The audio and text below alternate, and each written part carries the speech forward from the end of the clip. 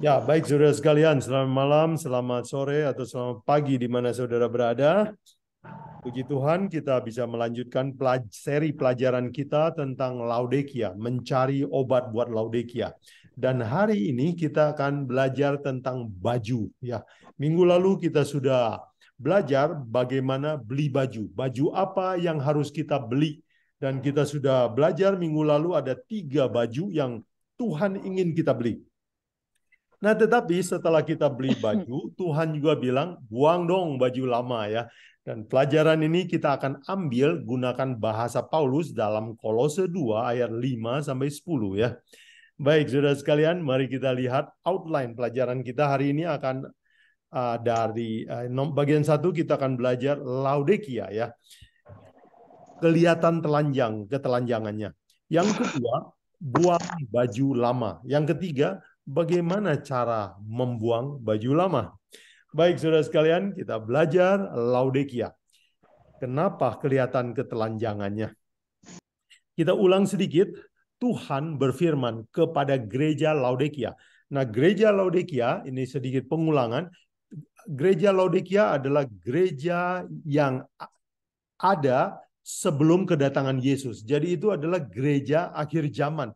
Gereja yang tugasnya penting sekali, tetapi gereja ini akan mengalami suam-suam kuku, tidak panas, tidak dingin. Mari kita perhatikan ini. Yesus menegur Laodikia, dia bilang, jadi karena engkau suam-suam kuku dan tidak dingin atau panas, aku akan memuntahkan engkau dari mulutku. Karena engkau berkata, aku kaya. Padahal di bagian terakhir dikatakan kamu itu malang, miskin, buta, dan telanjang. Nah, kata telanjang ini yang mau kita perdalam sekarang. Jadi orang kaya tapi kelihatan telanjang. Pakai baju tapi nggak bagus ya. Jadi Tuhan sebut kamu itu merasa kaya tapi telanjang. Nah, mengapa seseorang disebut telanjang? Minggu lalu juga kita telah belajar bahwa manusia itu telanjang itu artinya berdosa. Kalau mereka berdosa dan berusaha menutupi dosanya dengan caranya sendiri, itulah yang disebut telanjang. Walaupun mereka berusaha menutup dengan segala macam cara, apakah belajar filsafat, apakah dengan berbuat amal sebanyak-banyaknya, tetapi itu tidak bisa menyelesaikan masalah dosa. Dan peristiwa ini digambarkan, diilustrasikan dalam peristiwa nenek moyang kita yang pertama waktu mereka berdosa. Kejadian 3:7 dikatakan, maka terbukalah mata mereka berdua dan mereka tahu bahwa mereka telanjang. Lalu mereka menyemat daun pohon ara dan membuat cawat. Jadi saudara sekalian, secara naluri manusia berusaha menutupi dosa. Pasti itu adalah natural instinct kita. Tetapi Tuhan melihat bahwa daun ara kan pohon baju yang jelek, gampang sobek, kelihatan telanjang. Jadi Tuhan membuat sebuah desain yang lain ya. Dan desain yang lainnya itu disebut dicatat di dalam Kejadian 3 ayat 21 dikatakan, dan Tuhan Allah membuat pakaian yang lain, yaitu pakaian dari kulit binatang, yaitu dari kulit domba, untuk manusia dan untuk istrinya itu, lalu mengenakannya kepada mereka. Jadi Tuhan mengganti baju buatan manusia, kebenaran buatan manusia dengan kebenaran buatan Tuhan. Tetapi manusia tidak boleh bisa pakai baju 2 lapis, bukan? Dia harus pilih salah satu. Mau pakai cawat, mau pakai daun ara, atau mau pakai baju kulit domba. Kalau dua-duanya dipakai, pasti badannya akan gatal dan gak enak. Jadi Tuhan mau kita pilih salah satu. Ya, ini adalah gambarnya ya. Manusia membuat penutup dosa dengan caranya sendiri, tetapi Tuhan membuatkan baju yang baru. Dan untuk baju yang baru ini manusia harus membuang salah satu, yaitu buang baju lama buatan sendiri. Nah, inilah sebuah ilustrasi, sebuah gambaran tentang apa yang akan kita pelajari saat ini, yaitu buang baju lama. Nah, apa itu baju? Baju adalah simbol dari kelakuan ya. Minggu lalu kita sudah pelajari bahwa baju artinya karakter. Kalau begitu, buang baju lama atau pilih salah satu baju, artinya pilihlah kelakuan mana yang mau kamu pakai. Baik, sekarang di bagian yang kedua ini kita akan belajar. Paulus bilang kalau kamu mau keluar dari kesuaman, kamu harus buang baju lama, buang kelakuan lama. Mari kita baca Kolose 3 ayat 10. Ya, kita ingat bahwa Kolose 4 ayat 16 mengatakan bahwa bacakan kitab Kolose ini untuk Laodikia. Dan itu mengindikasikan bahwa obat buat Kolose adalah obat juga buat Laodikia. Kita baca Kolose 3 ayat 10, dan kamu telah mengenakan manusia baru. Mengenakan artinya memakai baju ya, yang terus-menerus diperbarui untuk memperoleh pengetahuan yang benar menurut gambar Khaliknya. Jadi Paulus bilang kamu ini sekarang telah memakai, mengenakan, you put on baju baru. Jadi artinya kamu sekarang harus mengenakan manusia baru. Dan kalau kita sudah pakai baju baru, Paulus bilang buang yang lama. Di dalam Kolose 3:5 dia katakan, karena itu matikanlah dalam dirimu, buanglah dalam dirimu, maksudnya segala sesuatu yang duniawi, yaitu percabulan, kenajisan, hawa nafsu, nafsu jahat, dan juga keserakahan yang sama dengan penyembahan berhala.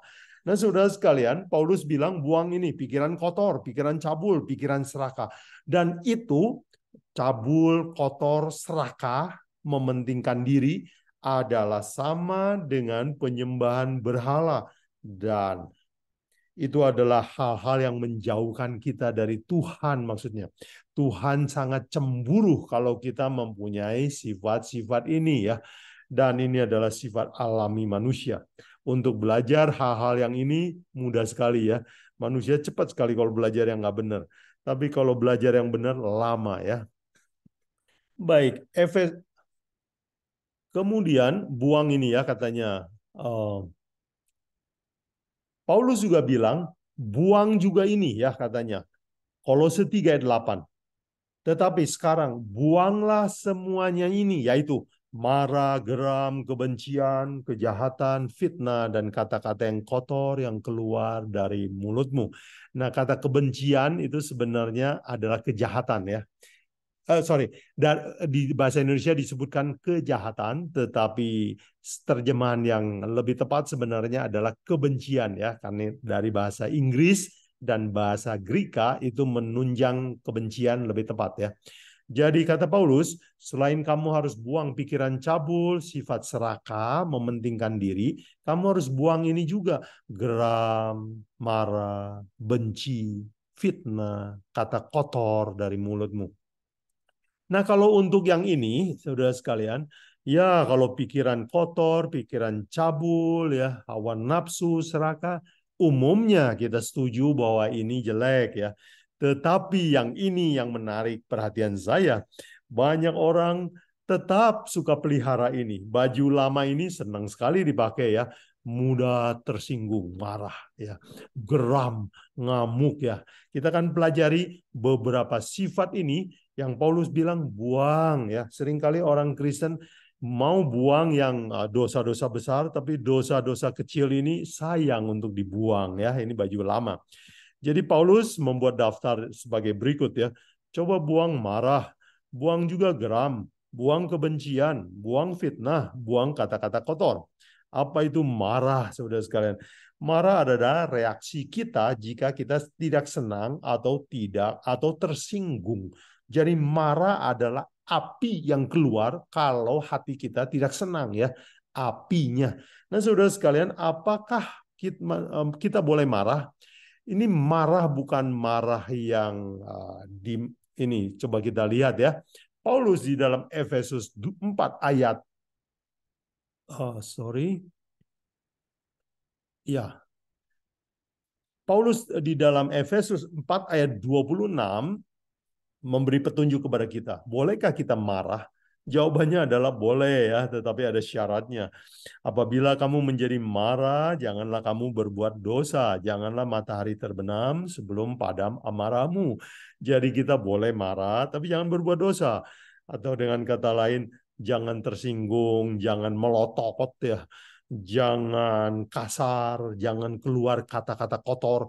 Jadi kalau kita bisa marah tapi tidak berbuat dosa, artinya marah tanpa emosi, itu adalah dibolehkan ya. Tetapi yang kedua, jangan terlalu lama ya, jangan sampai matahari terbenam. Jangan simpan kemarahan itu sampai besok, sampai lama berbulan-bulan ya. Jadi bolehkah orang Kristen marah? Boleh, tetapi jangan berbuat dosa. Boleh, harus berwibawa. Boleh, tapi lakukanlah dengan kasih ya, seperti yang dilakukan oleh Kristus. Jadi saudara sekalian, Paulus bilang, marah, suka mudah tersinggung, buang baju yang lama ini ya, kelakuan lama ini. Oke. Yang kedua, saudara sekalian, Paulus bilang, buanglah ini juga, geram. Ya, apa itu geram? Ya, geram itu marah, tapi levelnya lebih tinggi ya. Misalnya geram itu adalah marah, tapi udah mulai keluar kata kasar, mulai mengutuk, mulai menggunakan fisik ya, mulai bertengkar, mungkin memukul meja, menampar, banting pintu, dan seterusnya. Jadi geram ya. Ada orang geram tapi nggak pakai kata-kata, ya mungkin dia bisa mengeluarkan bunyi. Nah dengan itu juga sebenarnya adalah geram ya. Jadi geram itu adalah marah tapi udah dimulai naik kelas. Paulus bilang buang ya kebiasaan geram. Ya saya dapatkan di internet bahwa ada 7 cara kemarahan atau kegeraman ini akan merusak kesehatan kita ya. Ternyata menurut ilmu kesehatan, kalau kita ngambek, itu kita bisa mengalami serangan jantung, bisa mengalami stroke, bisa menurunkan imun sistem kita, bisa menambah kekhawatiran, bisa menyebabkan depresi, bisa merusak ya paru-paru kita dan bisa memperpendek umur. Jadi memang Paulus dan Alkitab benar sekali, buang kebiasaan seperti ini ya. Kemudian yang ketiga, kata Paulus, buang juga kebiasaan kesal, benci ya. Kebencian bahasa yang lain ya termasuk juga kesal ya.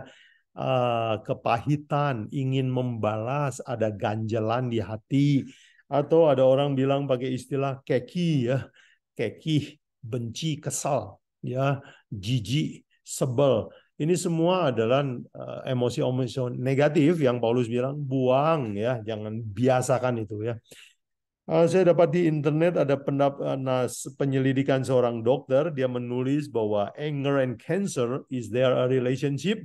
Apakah kebencian dan kanker ada hubungannya? Ya, jawabannya ada dan membuktikan dengan meyakinkan bahwa orang yang cancer umumnya berhubungan dengan kemarahan yang dipendam atau kita bilang kebencian, kepahitan yang disimpan. Jadi kebencian adalah berusaha melukai orang lain, tetapi yang terluka adalah diri sendiri. Paulus bilang, buang yang ini juga ya. Blasphemy, yang keempat adalah fitnah. Nah, fitnah dalam bahasa aslinya blasfemia. Blasfemia artinya bisa bicara merusak nama baik. Bisa nama baik Tuhan, bisa nama baik sesama manusia. Dalam hal ini Paulus bukan bicara tentang Tuhan ya, dia bicara tentang sesama manusia. Jadi fitnah yang dimaksud adalah blasphemy dalam bahasa aslinya adalah membicarakan kejelekan orang lain. Bahasa modernnya adalah menggosip, menghakimi. Ya, jadi Paulus bilang kebiasaan membahas kekurangan orang lain buang. Ya.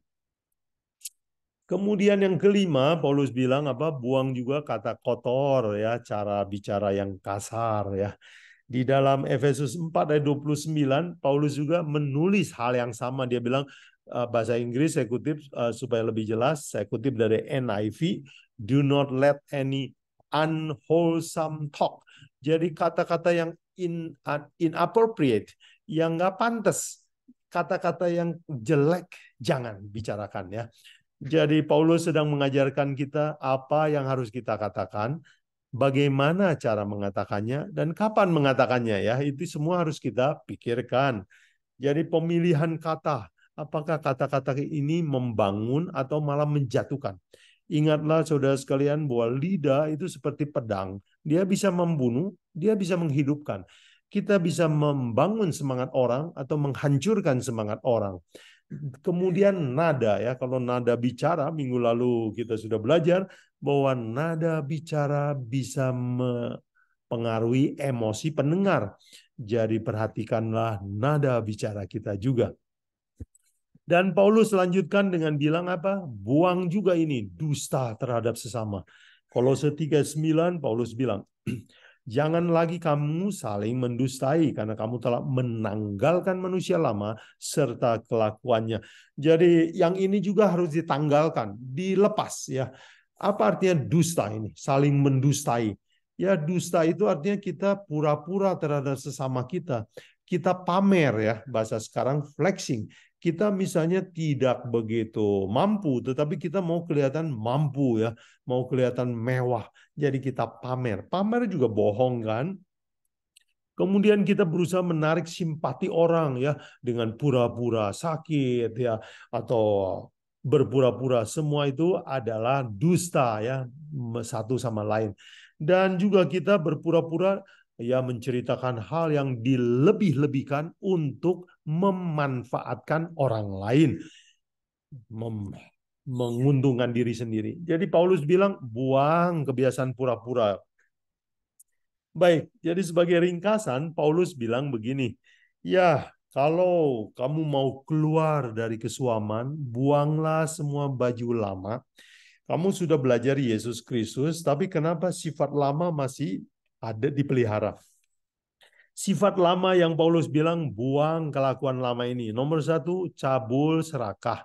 Yang kedua, kebiasaan marah. Yang ketiga, geram, mudah cekcok. Yang keempat, benci, kemarahan yang dipendam.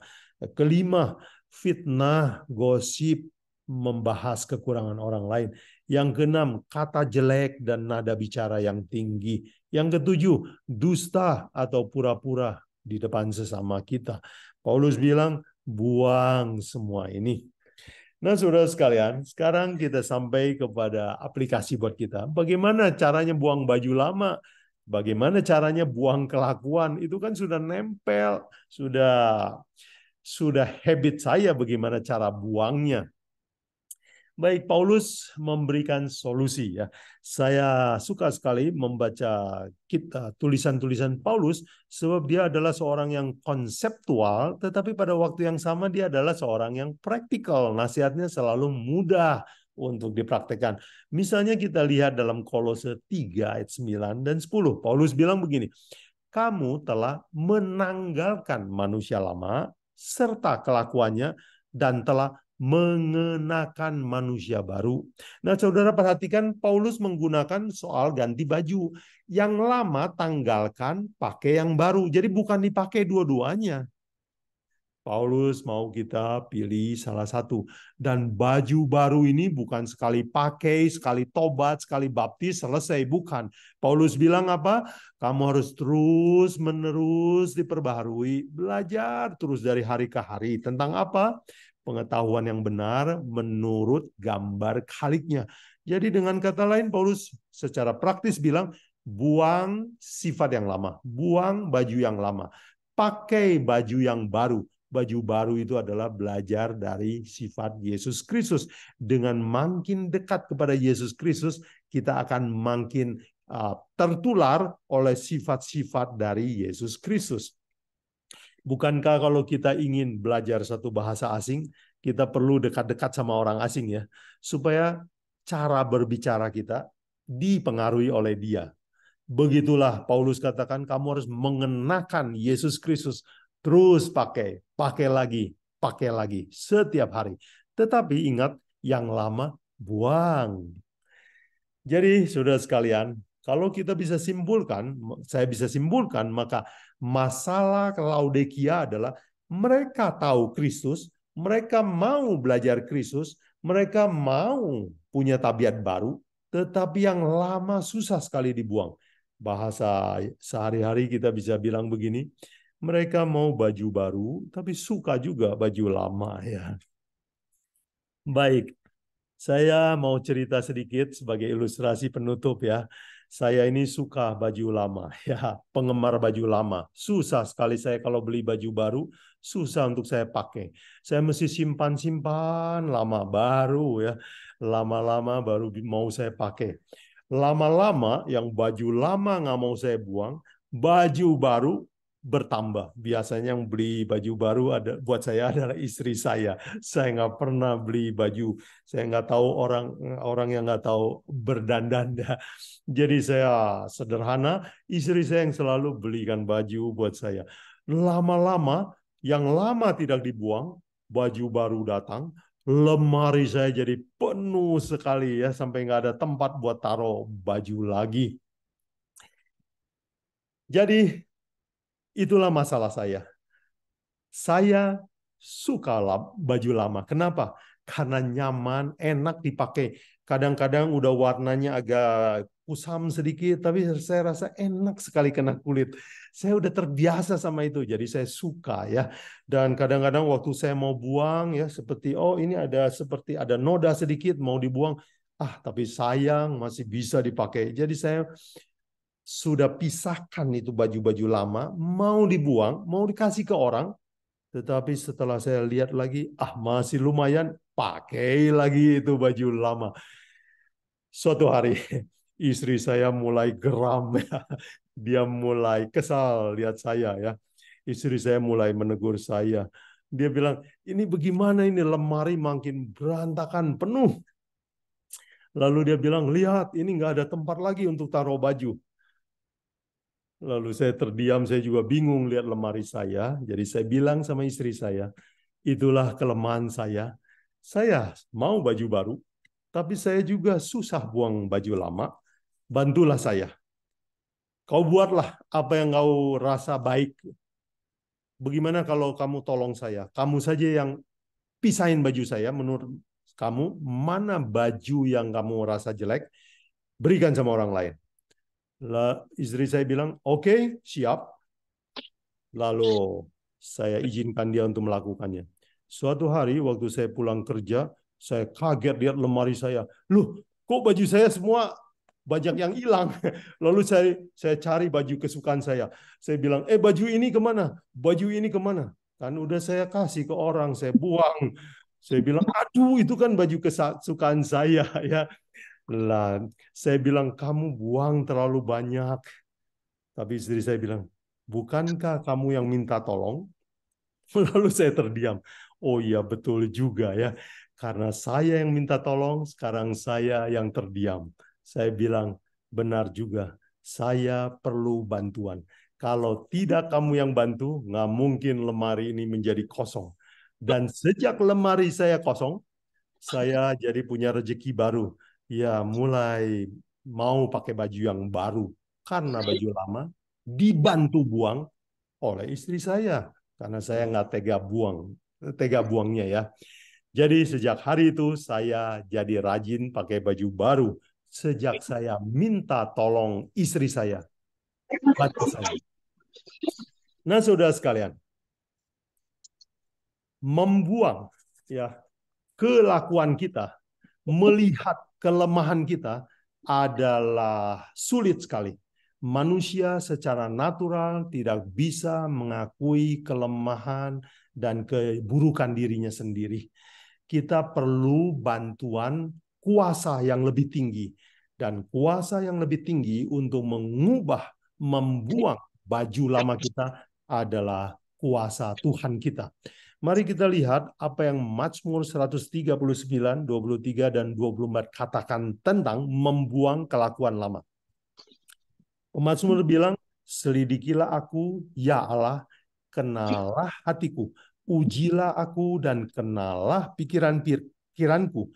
Lihatlah apakah jalanku serong dan tuntunlah aku di jalan yang kekal. Dengan kata yang sederhana, Tuhan, selidiki lemari baju saya. Selidiki sifat-sifat saya. Tuntun saya untuk buangkan semuanya itu. Kita perlu bantuan Tuhan. Sebagai penutup, saudara sekalian, belajar karakter, membuang baju lama.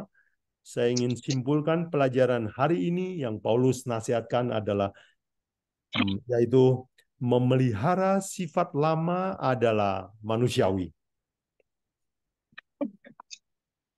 Membuang sifat lama adalah pekerjaan ilahi. Dan apa yang harus kita lakukan? Mintalah tolong. Dan Tuhan akan mengaruniakan pertolongan kepada kita. Saudara sekalian, itulah pelajaran kita hari ini. Bagaimana caranya untuk membuang baju lama, kelakuan lama kita. Supaya kita boleh pakai hanya pakaian yang baru, kelakuan yang baru. Dengan demikian kita akan bisa keluar dari kesuaman gereja Laodikia. Semoga pelajaran hari ini menolong kita untuk mengalami pengalaman beragama yang baru. Tuhan kiranya menolong kita.